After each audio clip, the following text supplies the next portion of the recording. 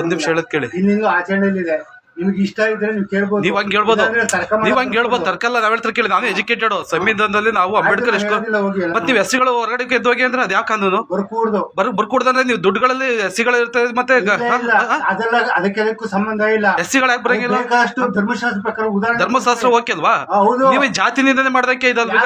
ಒಂದ್ ವಿಚಾರ ಸೃಷ್ಟಿಲೇ ಇರ್ತಕ್ಕಂಥ ವಿಚಾರ. ಯಾರು ಎಸ್ಸಿಗಳು ಯಾರು ಬರಂಗೇ ಇಲ್ಲ, ಎಸ್ಸಿಗಳು ಯಾರು ಬರಂಗೇ ಇಲ್ಲ. ಅದಕ್ಕೆ ಸಂಸ್ಕಾರಗಳು ಕರ್ಮಗಳು ಇರ್ತವೆ, ಅದರಿಂದ ಅವರು ಪಾಲನೆ ಮಾಡೋದು ಅವರ ಕರ್ತವ್ಯ. ಅದು ನಮ್ಗೆ ಗೊತ್ತಿರಲ್ಲ, ನೀವು ಬೋರ್ಡ್ ಹಾಕಬೇಕು ಎಸ್ಸಿ ಜನಗಳು ಯಾರು ಬರಂಗಿಲ್ಲ ಅಂತ. ನೀವು ಆತರ ಹಾಕೋದಿಲ್ಲ. ಮತ್ತೆ ನಮಗೆ ಗೊತ್ತಿರತ್ತ ಇಂಜಿನಿಯರ್ಗಳೇ, ನೀವು ಬ್ರಾಹ್ಮಣರಾಗಿರ್ಬೋದು. ಯಾವ ಬ್ರಾಹ್ಮಣರಿಗೆ ಮಾಡೋ ಪ್ರಶ್ನೆ ಬೇಡ.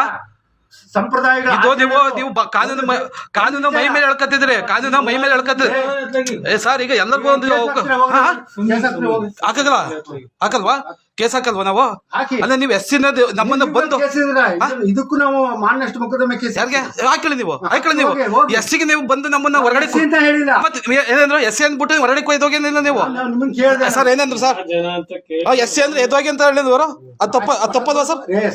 ನಮ್ಮ ಸಂಪ್ರದಾಯ ಆಚರಣೆ ಹಾ ಅದು ಓಕೆ. ಐನಾರ ನೀವು ಬಂದ ತಕ್ಷಣ ನಾವು ಎಸ್ಸಿ ಎದ್ದೋಗಿ ಅಂದ್ಬಿಟ್ರೆ ನಮಗೆ ಗೊತ್ತಿರುತ್ತಾ ಐನಾರ ಗೊತ್ತಿರುತ್ತಾ ಐನಾರ?